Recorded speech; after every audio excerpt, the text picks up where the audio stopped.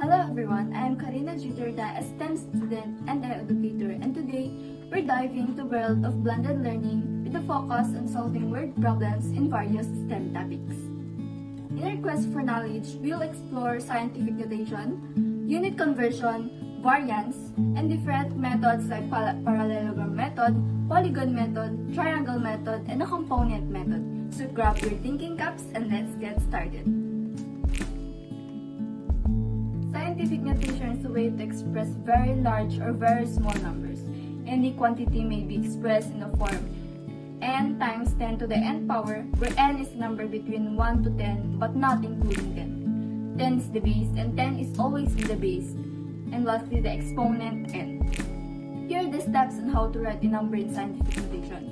First is to identify whether the number is large or small.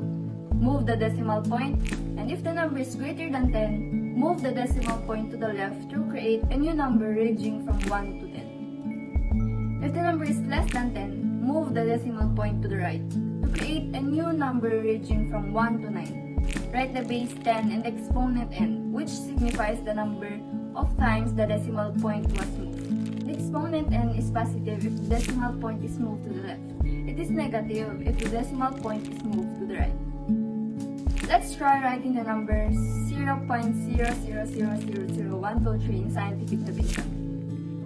The number is lesser than 10, so we need to move the decimal point to the right. We need to move the decimal point 6 places to the right to get the number 1.23. Next, we write the number as the product of the number we moved the decimal point from, and 10 raised to the power of the number we counted in step 5. We move the decimal point to the right so the exponent will be negative.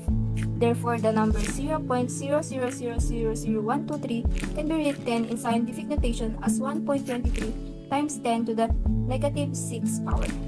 Now, let's try converting the number 3,405,900,000 in scientific notation. The number is greater than 10, so we move the decimal point to the right so that we have the number between 1 and 10. We need to move the decimal point 8 places to the left to get the number 3.459. Next, we write the number as a product of the number we moved the decimal point from, and 10 raised to the power of the number we counted in step 5. We move the decimal point left so that the exponent will be positive. Therefore, the number 3,405,900,000 can be written in scientific notation as 3.459 times 10 to the 8th power. And finally, let's try converting the number 0.000000001 in scientific notation. The number is lesser than 10, so we move the decimal point to the right. We need to move the decimal point 14 places to the right to get the number 1. Next, we write the number as a product of the number we moved the decimal point from, and 10 raised to the power of the number we counted in step 5. We move the decimal point right so that the exponent will be negative. Therefore, the number 0.000000001 can be written in scientific notation as 1 times 10 to the power of negative 14. If you have any questions, please feel free to leave a comment below. For our next topic, converting unit is a process of changing the unit of measurement of a quantity.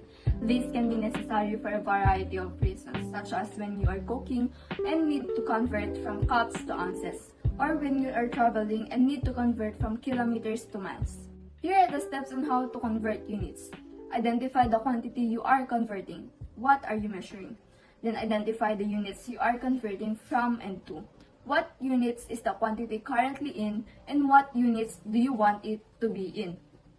Third is to find a conversion factor. A conversion factor is a number that allows the relationship between two units. For example, there are 16 ounces in 1 cup. Then multiply or divide the quantity by the conversion factor. If you are converting from a larger unit to a smaller unit, you will multiply.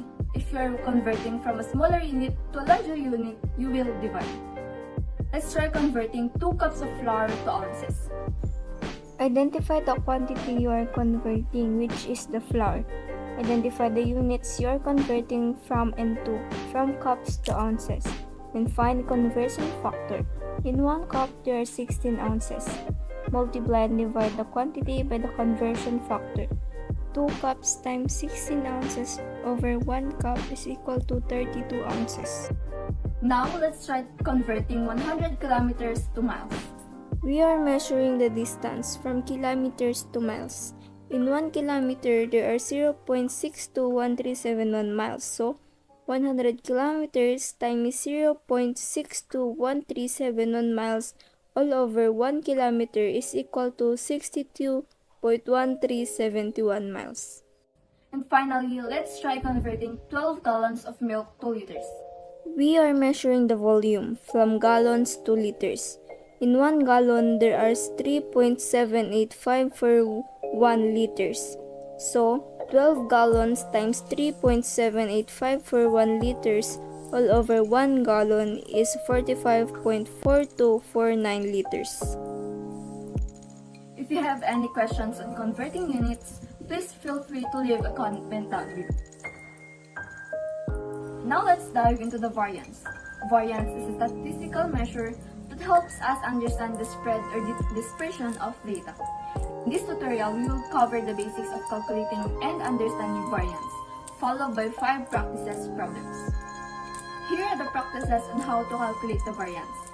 First is to determine the values, second is to calculate the mean, third, calculate the variance, 4, find the standard deviation, and lastly, interpret the variance. To find the mean of your data, add up all the values and divide the number of values. The formula for mean is where x represents the mean, summation of x is the sum of each value, and n is the number of values. For each value, subtract the mean and then square the result. Calculate the value for the square differences. The formula for variance is where square root of sigma is called the sigma, summation is the sum of each value, x represents each value, x is the mean, and n is the number of values. Calculate the standard deviation. This is the square root of the variance. The formula for standard deviation is then interpret the variance or the measured x of a physical quantity set of measures. It is usually reported as x is the mean and sigma is the standard deviation. The values of 5 test scores, 80, 85, 90, 92, and 88. Calculate the variance for these scores. Determine the values, calculate the mean, calculate the variance, find the standard deviation, and interpret. You have a bag of marbles with the following odds. For the red marbles, 10, blue marbles, 8, and the green marbles, 12. Calculate the variance for the count of marbles. Determine the values, calculate the mean, calculate the variance, find the standard deviation, and interpret. Weights of the different boxes. And the weight are 5 kilograms, 6 kilograms, and 7 kilograms. Calculate the variance for the box weights. Determine the values, calculate the mean, calculate the variance, find the standard deviation, and interpret. If you have any questions in the calculating variance, please feel free to leave a comment down below. The parallelogram method is a graphical technique used to find the resultant vector when two vectors are added together. In this tutorial, we will explain the method and solve 3 problems to illustrate how it works. To add the vectors using the parallelogram method, follow these steps.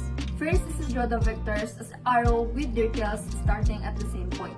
Then complete the parallelogram by drawing lines parallel to the vectors' arrows from the tips of the vector.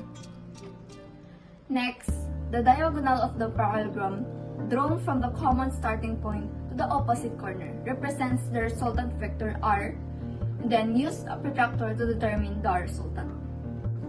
For problem number 1, a wind is blowing from the north at a speed of 4 km per hour. A boat is traveling 40 degrees due to northwest at a speed of 3 km per hour. What is the resultant velocity of the boat using the parallelogram method? Use the scale 1 cm is equal to 1 km. First is to write the given 4 km per hour north, b is equal to 3 km per hour 40 degrees northwest. The scale is 1 cm is equal to 1 km. Find the resultant. Add the vector representing the wind blowing from the north at 4 km per hour. Label it at A and draw a vector representing the boat velocity.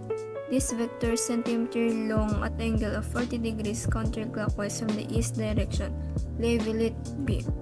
Then complete the parallelogram by drawing lines parallel to the boat's velocity vector. Then draw the resultant vector starting from the same point as the boat vector to the opposite corner of the parallelogram. Then measure the length of this vector using the given scale. 1 cm is equal to 1 km.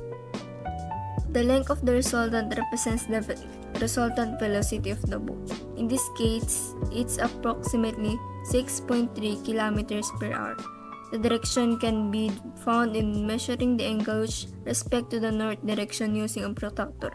This will be at 61 degrees north of west. A force of 16 Newton is applied to a block at an angle of 30 degrees directed north of east. The block is also acted on by a force of friction of 40 newtons west. What is the resultant force on the block using parallelogram method? Use the scale 1 cm is equal to 10 newtons. In the second step, follow the previous example on how to find the resultant vector.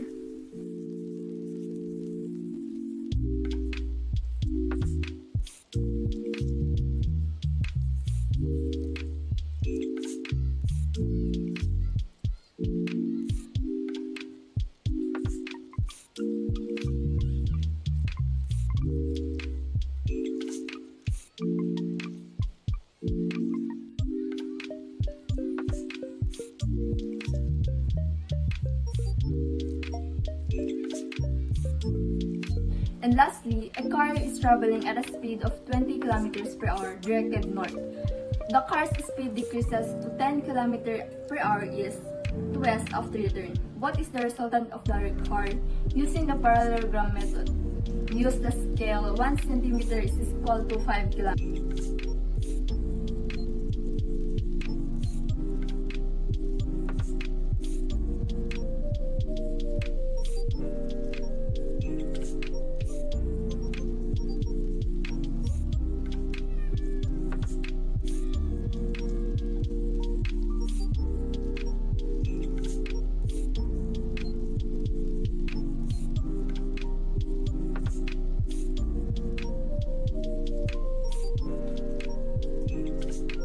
If you have any questions on using parallelogram method, please feel free to leave down a comment below.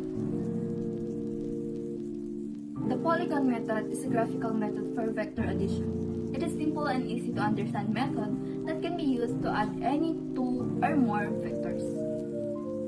The steps in the Polygon's method are as follows. Draw the vector to be added tail to tail. Complete the polygon formed by the vectors. The resultant vector is the diagonal of the polygon, drawn from the tail of the first vector to the head of the last vector. For first problem, Sarah walked 400 meters north, then turns 400 meters east, 200 meters 30 degrees of west, and finally walks 300 meters west. Find its resultant vector. Use the scale 1 cm is equal to 100 meters. Begin with the diagram where north is at the top and east is in the right.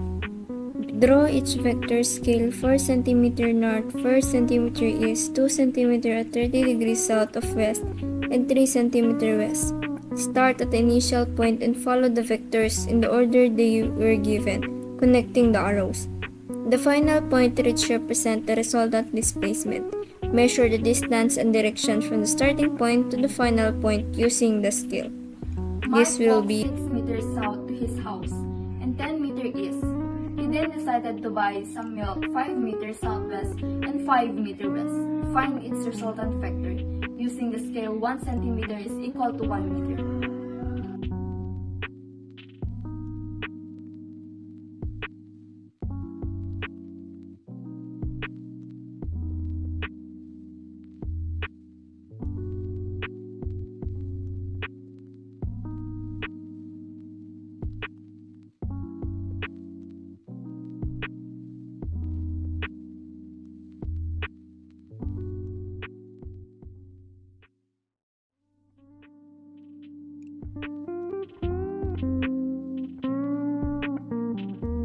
A hiker walks 50 meters east, then 200 meters south, and finally 400 meters west. What is the resultant displacement of the hikers from starting point? Use the scale 1 centimeter is equal to 50 meters.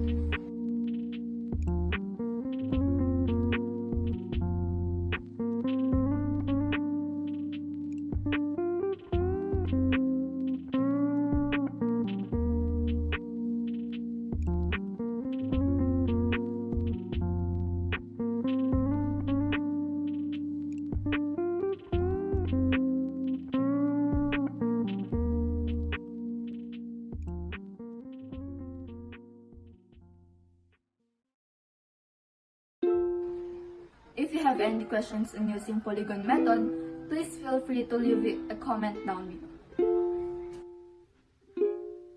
The triangle method, also known as a graphical method, is a method used to solve vectors problems by representing vectors as sides of a triangle.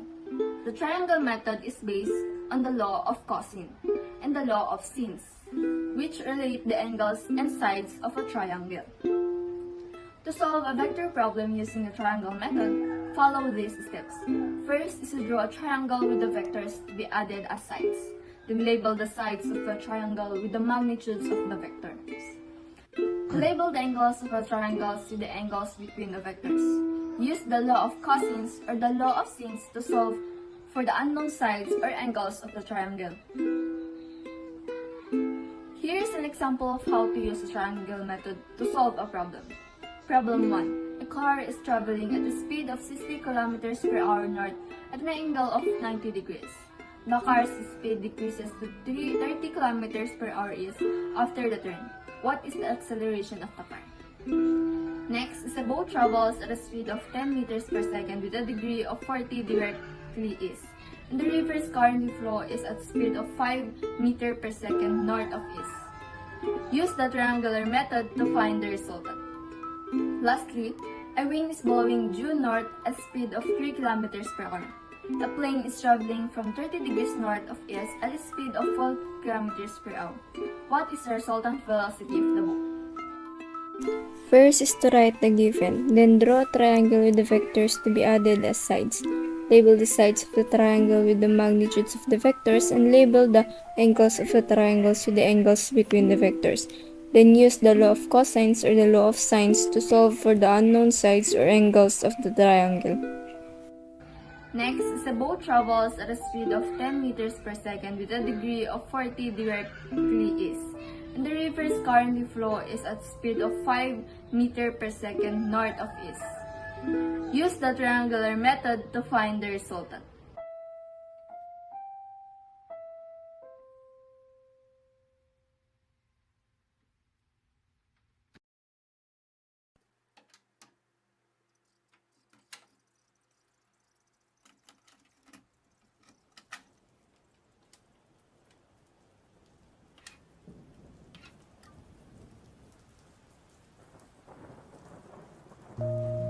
Lastly, a wind is blowing due north at a speed of 3 km per hour. A plane is traveling from 30 degrees north of east at a speed of 4 km per hour. What is the resultant velocity of the boat?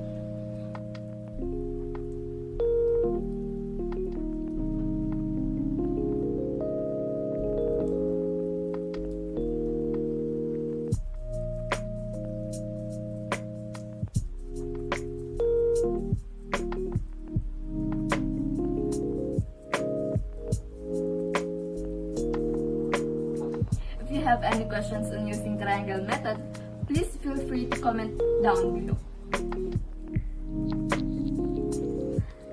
The component method is a mathematical technique used to break down vectors into their horizontal and vertical components. This can be done by using right triangles and the trigonometric function of sine and cosine. Here's a short and simple explanation of the component method. First is to choose a coordinate system, then resolve the vectors into its horizontal and vertical components. Then calculate the magnitudes of each component using the Pythagorean theorem. Then determine the direction of each component using the trigonometric function of sine and cosine. And then sum the horizontal and vertical components to find the resultant vector. For example number 1, an airplane is flying at the speed of 300 km per hour in the direction of 30 degrees north of east. 100 km hours east and 400 km hours 20 degrees south of west and 500 km per hour west. What are the components of the airplane's velocity in the east and north directions? First is to write the given, then choose a coordinate system. Resolve the vector into its horizontal and vertical components. Then calculate the magnitude of each component using the Pythagorean theorem. Determine the direction of each component using the trigonometric function of sine and cosine. Then sum the horizontal and vertical components to find the resultant vector.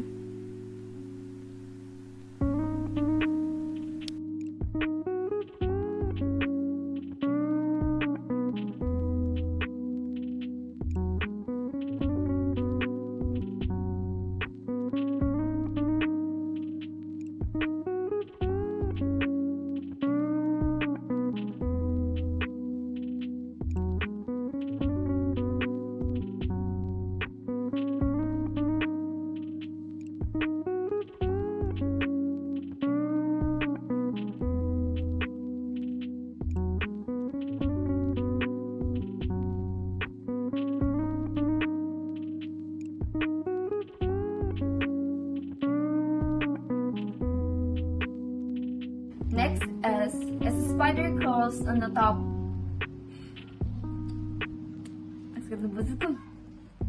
A spider crawls on a tabletop.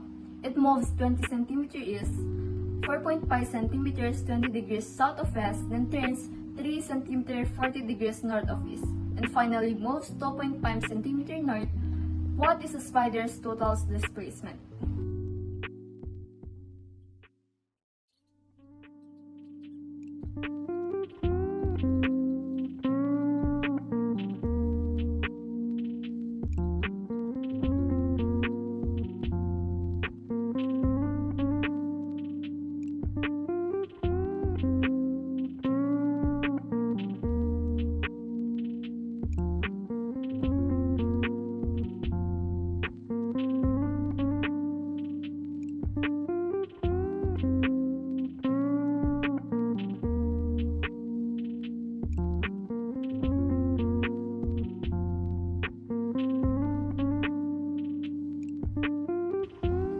Finally, Jake walked 4 meters in 40 degrees north of east, 2 meters east, 5.20 meters 30 degrees south of west, and 6.5 meters south.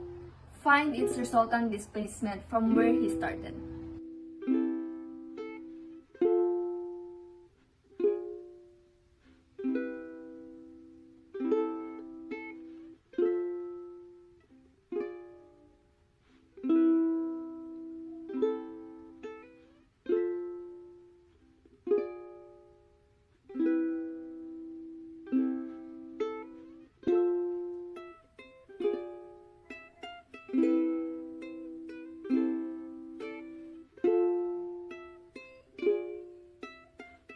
If you have any questions on component vectors, please feel free to leave a comment down below.